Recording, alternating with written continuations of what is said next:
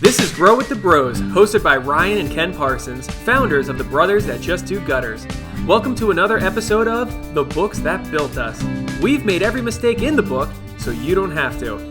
Our time to evolve as business owners is now. Let's grow together. All right, on today's episode of The Books That Built Us, we're going to be talking about Raving Fans by Ken Blanchard. This is one of the first books that we actually read as a company and got us going on this path to learning. So a lot of companies have core values, and ours are appreciation, leadership, excellence, and there's a few more great ones, but one of ours are education. That's really key to what we do here at the Brothers That Just Do Gutters, and we are who we are because of education. So years and years ago, before we ever built anything worth talking about, you started on kind of a self-development journey where you started to read books, listen to CDs that were kind of right in between self-help and business leadership and development. Do you remember reading Raving Fans and what that did for you? Yeah, I remember it pretty clearly. Raving Fans was one of those pivotal books in the beginning that really talks about customer service and creating a great experience for clients and just going over and above the call of duty to make that experience memorable to your clients. And I remember that being a book that was something that I was trying to get everybody to read. And I think Job finally read it. Well, yeah, so you were trying to get me to read it, and I think you were trying to get Job and everybody else, and you saw something that the organization needed that we would actually gain from that. So I do remember that, and I think I finally eventually read it and really enjoyed it. And what's really cool about reading any kind of book is that you, if that's an 8-hour book, within 8 hours, you get to digest and learn something that typically took somebody a lifetime to figure out. And that was huge for our organization. And before we get into to a little bit deeper into Raving Fans, why is education one of our core values? Well, I was a history teacher, so I did get my education in history. And I guess teaching is something that was always something that was in me, whether it was in a classroom or in a business. And being that I didn't have a huge amount of knowledge about business, I knew how to work real hard in the beginning, but I didn't have a lot of knowledge in business. And I knew that I needed to develop myself more. So books was something that was cheap and easy to learn about business from. I didn't have people around me, or we didn't grow up around people that had, unbelievable businesses and could, tell us how to run a business. So it was pretty easy to just spend $15 and go read a book about somebody who knew about business. So that was kind of my path of self-development in, as far as learning all things business, whether it was sales, whether it was interviewing, hiring, all those things, customer service, which is what we're primarily going to be speaking about today with Raving Fans. That was a big deal. Getting other people to start getting on that train, if you will, of personal development and raising up their level of education. That was tough. That's a huge challenge to do because, when you're passionate about something and you spew it onto everybody else, it doesn't mean that they're actually ready for it. That's true. And the way you did books is the way you do everything. You went head in, and I believe there was a point that you were reading a book a week, and you were just downloading. And I've seen statistics, and I've heard all sorts of crazy stuff, but on average, the average CEO of any company reads one book a month. And I've heard things like 90 books a year. So one of the things that people talk about a lot and quote is that leaders are readers. All right? And I like learners are earners. Yes. And true story. What I've noticed after you read books a lot and you start reading them, you start to notice some themes and there's some redundancies. But what I like to think about when it's reading, sometimes we read to learn and other times we read and it confirms.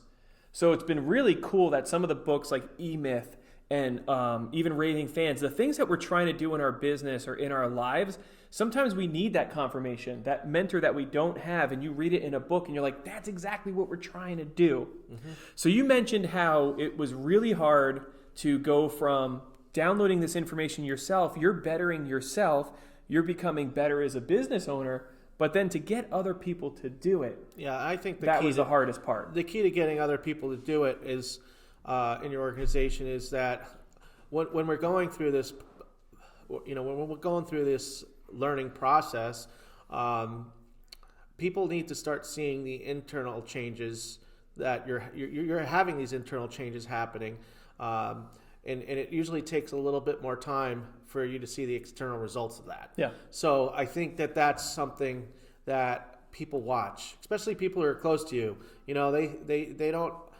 They only see what they can see from what they know of you, and it's hard for them to see these changes that you're going through and developmentally if they're that close to you and in your inner circle. But over time, as you continue to prove that you're implementing and doing the things that you say that you're learning, and you're actually implementing those things into your business, then they become a believer. And then you do have the chance of them being able, you know what, I see the change that's happening in him and what that's doing for them. Maybe I should pick up a book, or maybe I should spend some time doing what he's doing also.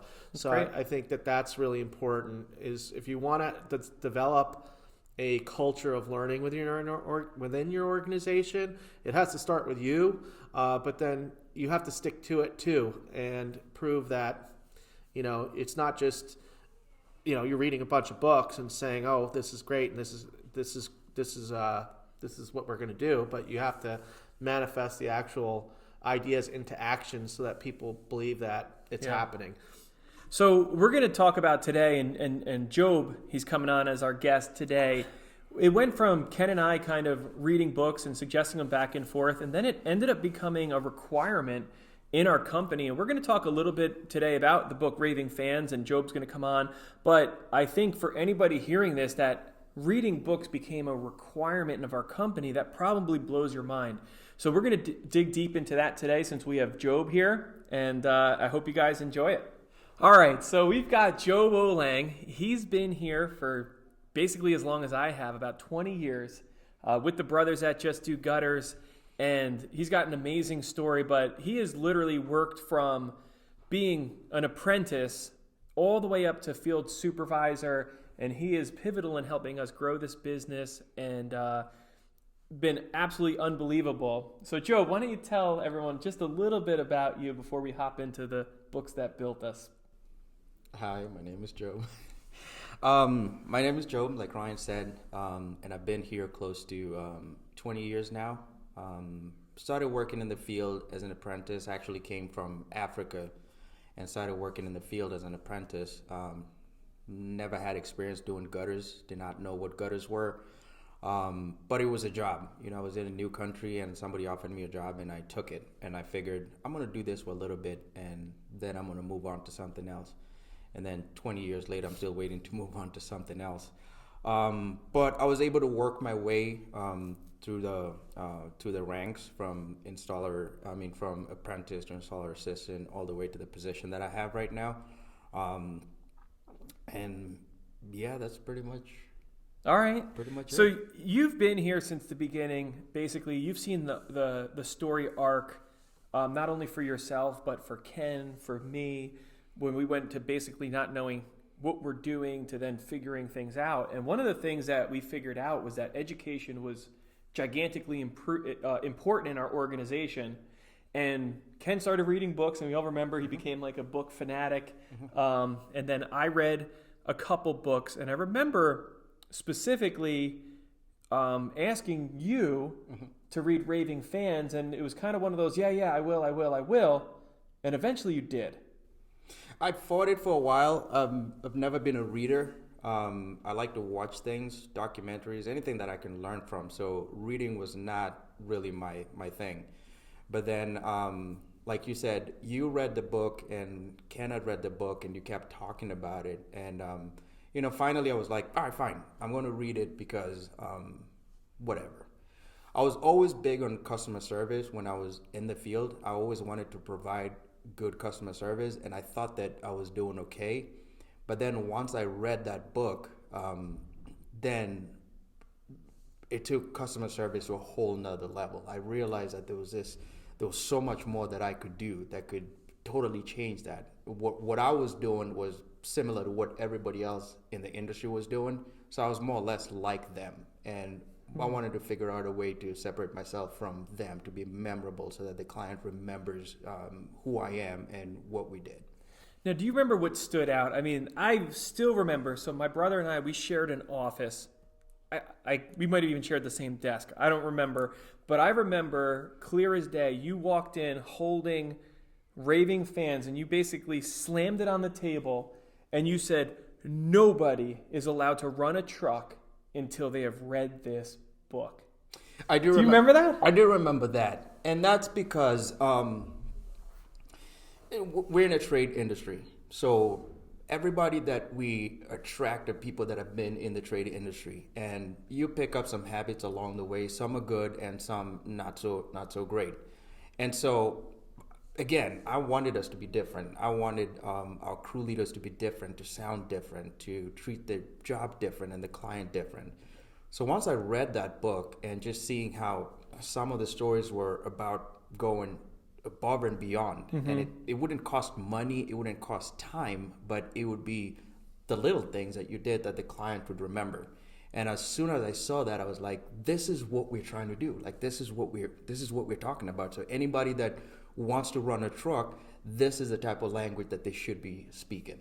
Wow. So for any of you who are listening that, like, you would love for your employees to read books, but you just have no idea how to get them to do it. You feel like you're going to get laughed at. The only reason we were able to become successful at it was because you read it. Yeah. And you were at the time, you were their peer. Yeah.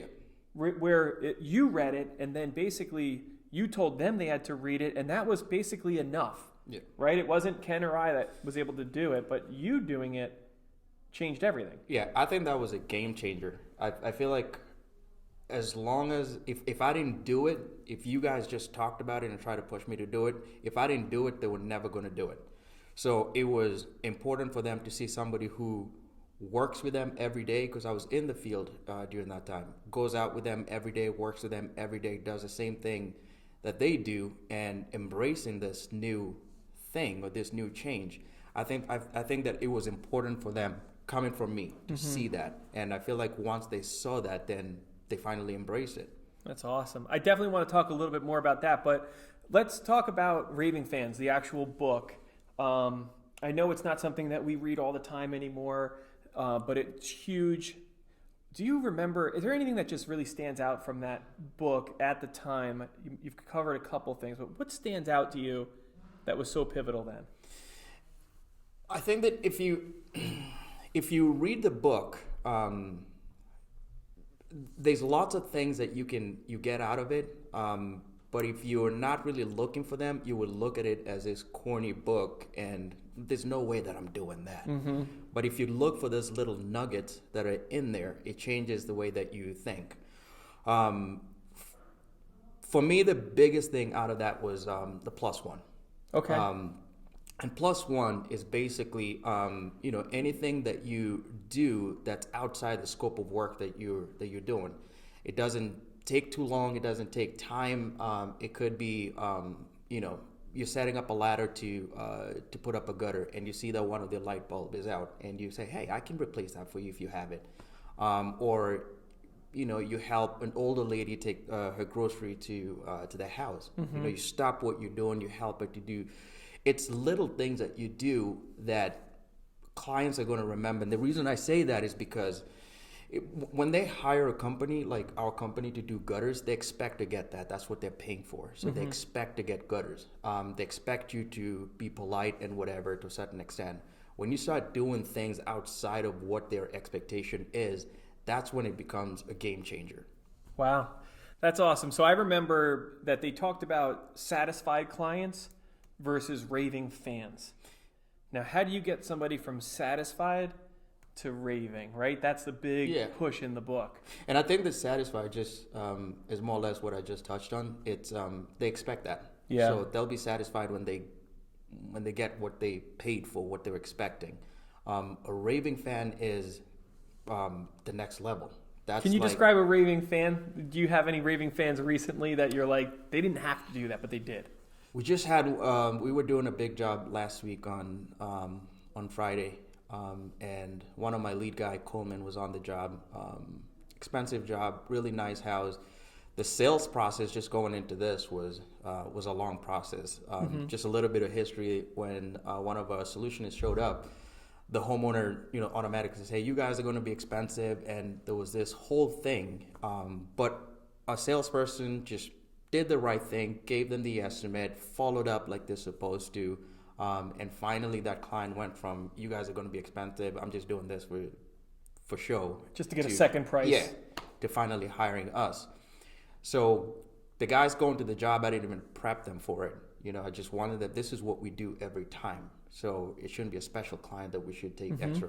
But they went out there and they did a really, really good job. And the client sent an email to Danny, our solutionist, over the weekend. And it had nothing to do with, the gutters look great, the downspout are straight. It was like Coleman was really polite and very professional. Like he went above and beyond to answer all my questions. Like, I am so happy that I picked you guys. Wow. So it had nothing to do with what she was expecting, which was quality gutter work. It went from that to, okay, you just showed me a different side of your company that I did not know was there. Yeah, that's awesome. So the goal is always make such an impression with the client that they're not going to just be satisfied and go on with their life, that they're going to literally want to go and post that review. I know we want to ask people for reviews, and that's part of what we do, but how great to do such an amazing job that they immediately go online, that on Facebook they'll post, if you ever need gutters, these guys are the best, and they talk about the entire thing, that they literally have gone from satisfied to raving fan. Yeah. I love that, and I think that's what we really embraced. Those are the best reviews to get. Yeah.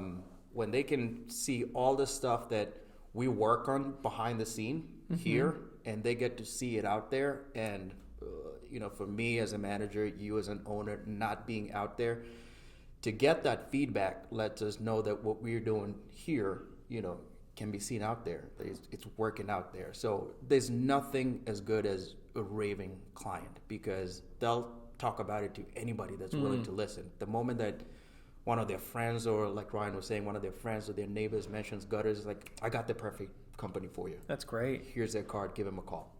So now we took this to the next level. So Ken read books. I read some books. You read Raving Fans. And then you basically made the statement, nobody can run a truck until they read this. And then they started to read it. So can you tell us a little bit about when the guys started reading the books, did we notice anything different in our company?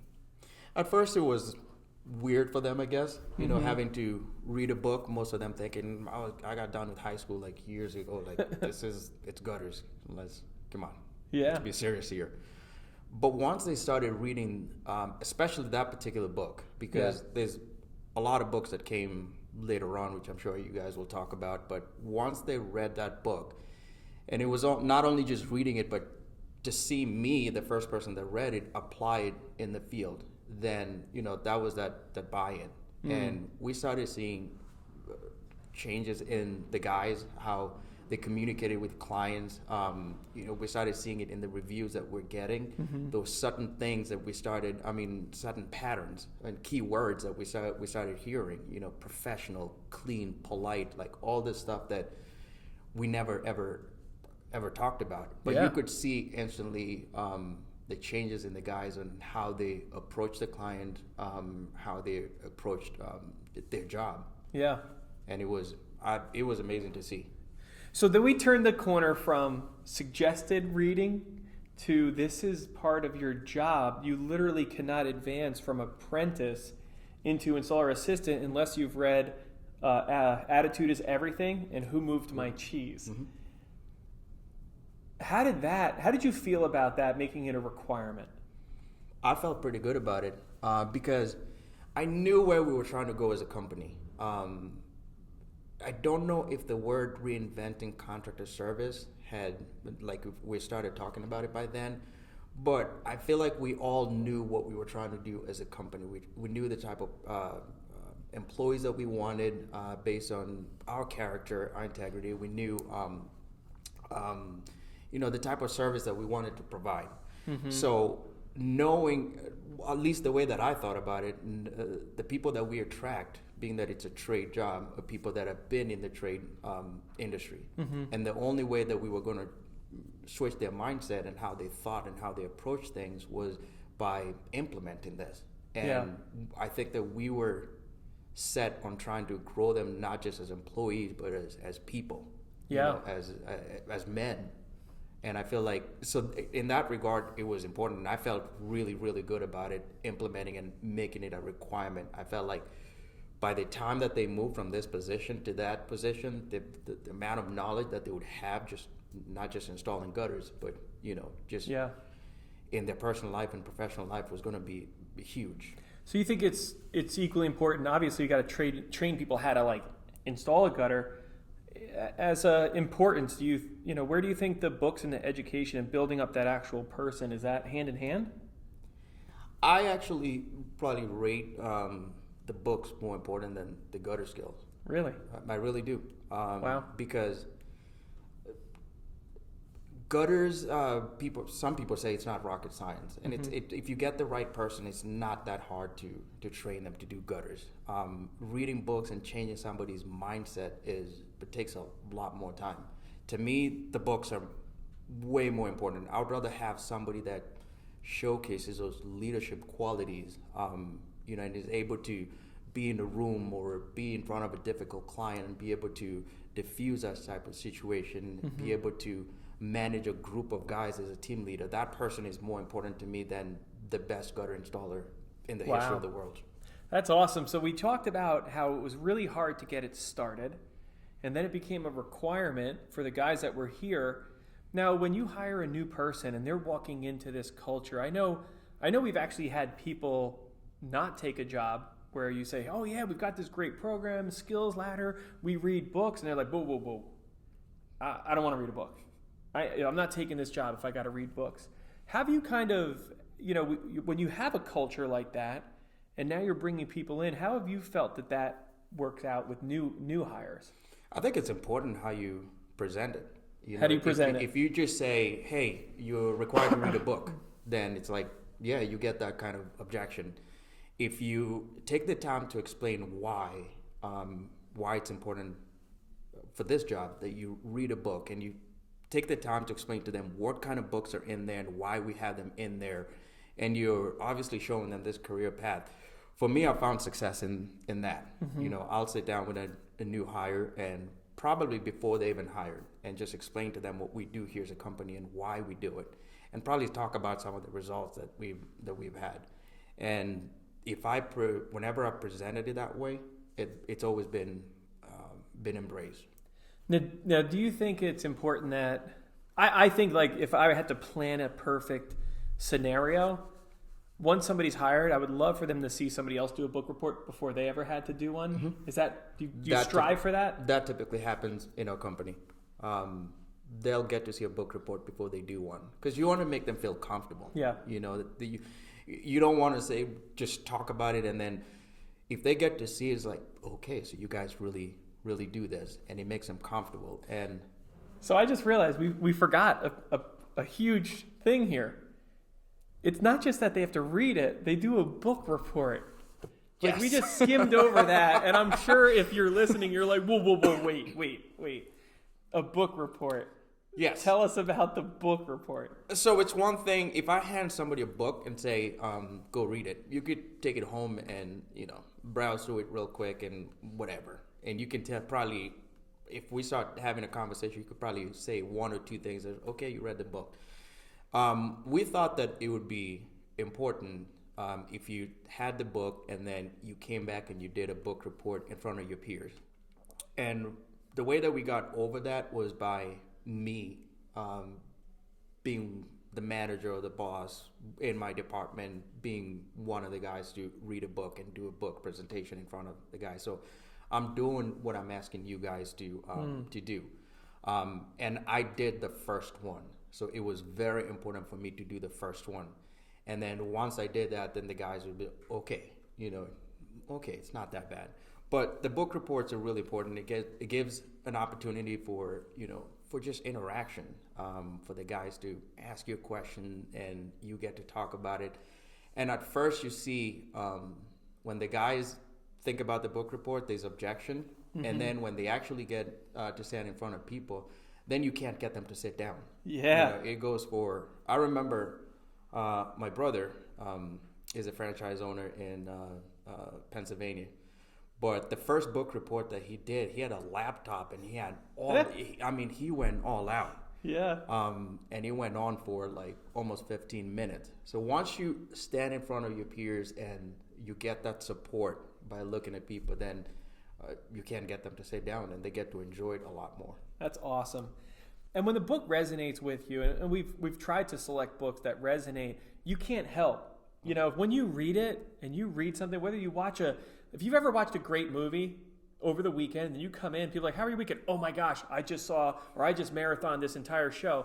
Once you are excited about something, you can't help but tell others. And I think giving them that opportunity, we've seen some stinkers. We've seen some terrible book reports, which is okay. Yep. But we've also seen some people like literally get up there like a sermon.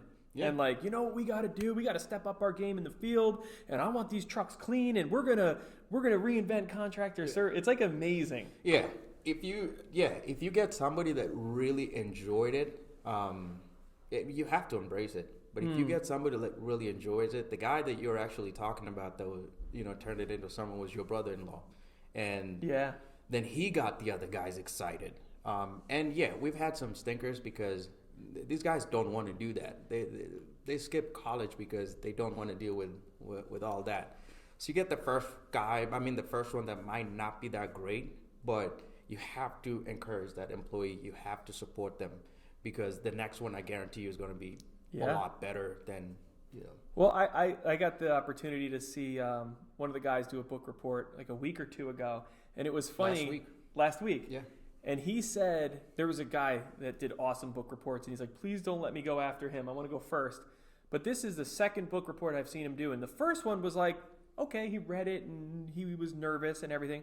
The second one was like you said, like he wouldn't stop. And I didn't want him to stop. It was actually like, it was good. It wasn't rambling. It was like, it was personal. I loved it. That was an awesome book report. Even the way he carried himself, like in front of it, like he wasn't shy, like he moved around and he kept on stressing stuff. And when you see somebody doing things like that, like they're making a point that they're really passionate about. So that was. Can really, you really tell us what the guys did to him that day?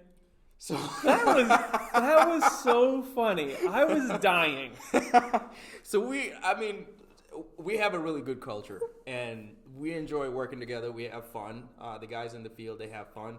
But I guess the day before, he's a newer guy, so he's been here for maybe 2 months. And the day before, the guys told him, hey, you're doing a book report tomorrow. And it's like, yeah, you have to dress really nice. And the guy's like, what do you mean really nice? Like you have to wear like a button-up shirt, you have to wear a sweater, you have to have dress pants and dress shoes and all that.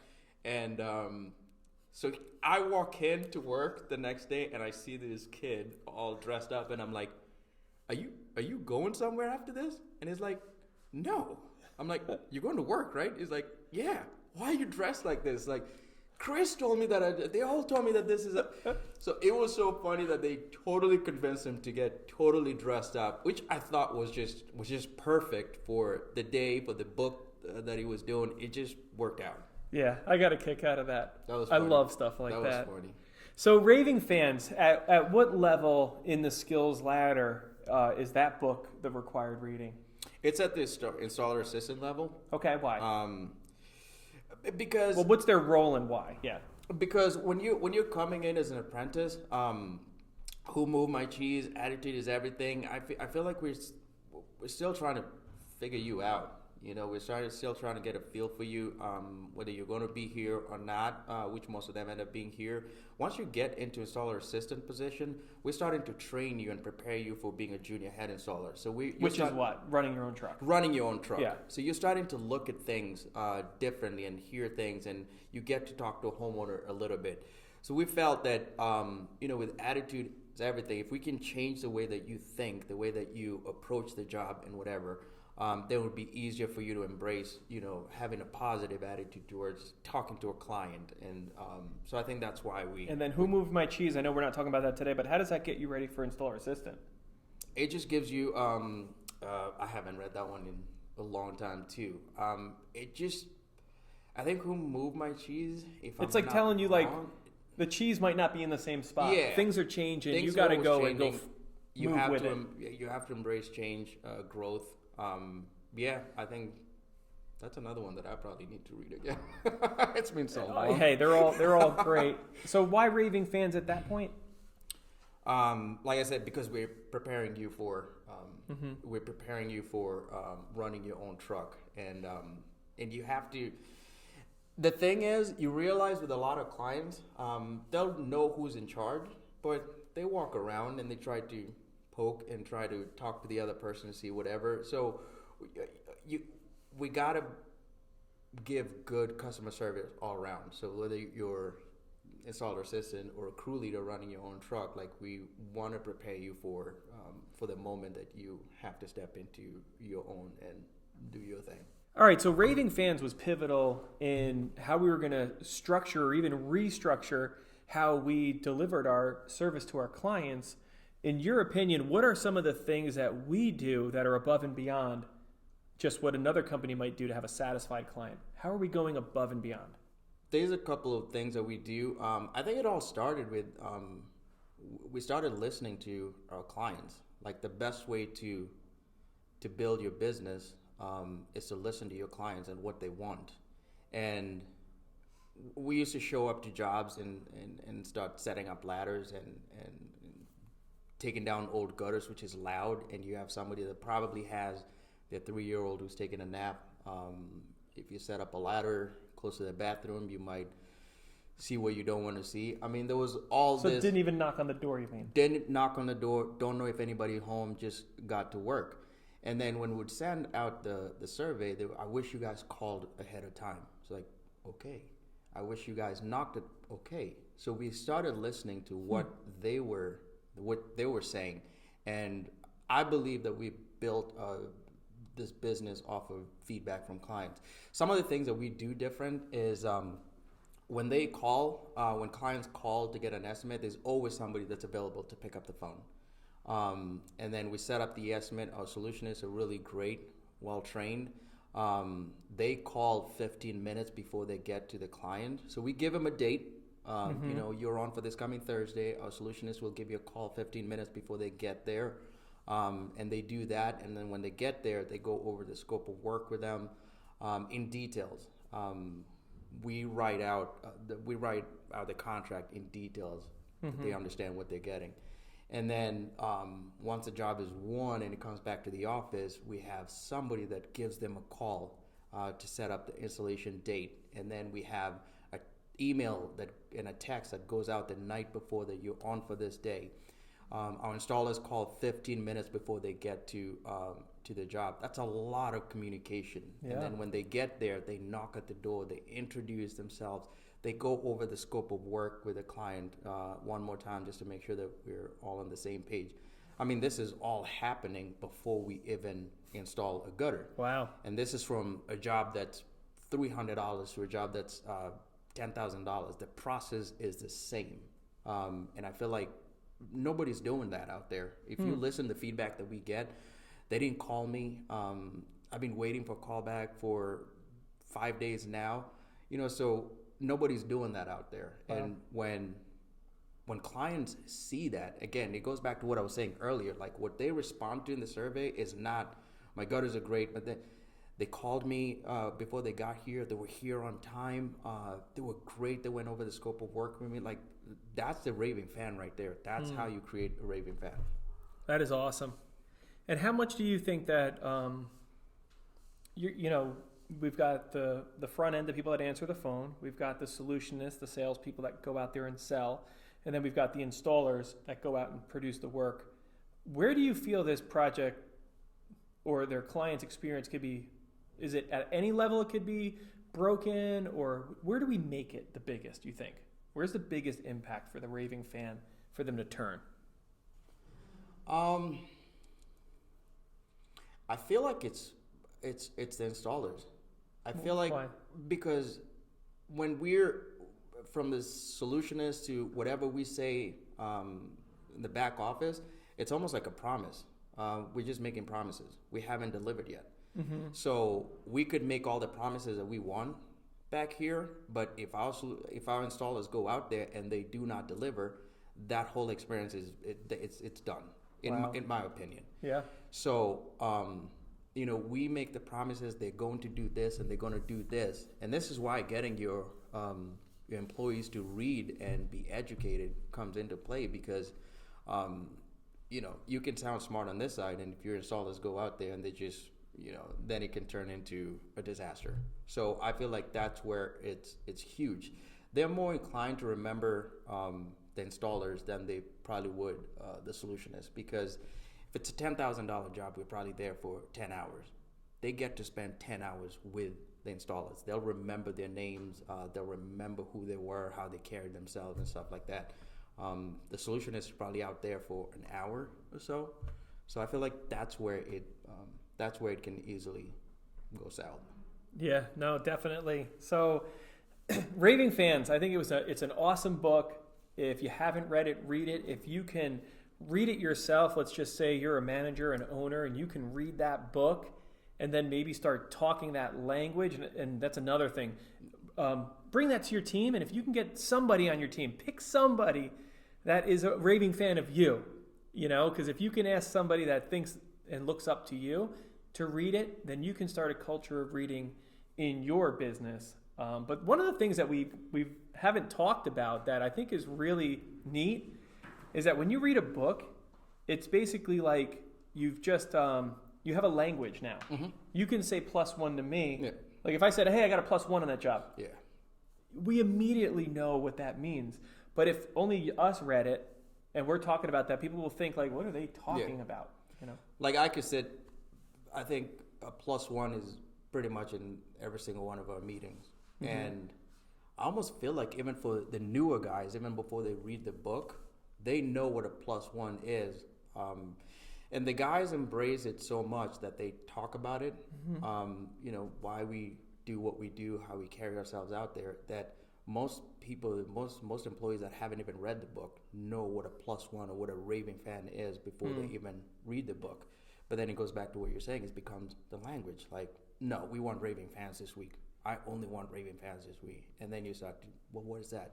It's great. So, yep. So Raving Fans, highly recommend it. +1s, think of them as a 5-minute favor. 10 minutes and $10, I think I heard somebody say. Shouldn't take more than 10 minutes and shouldn't cost the company more than $10. So sometimes just giving a little bit extra, going the extra mile, something that they're going to remember long after the job is done. And don't get taken advantage of with +1s. For instance, and then we'll end. It could easily.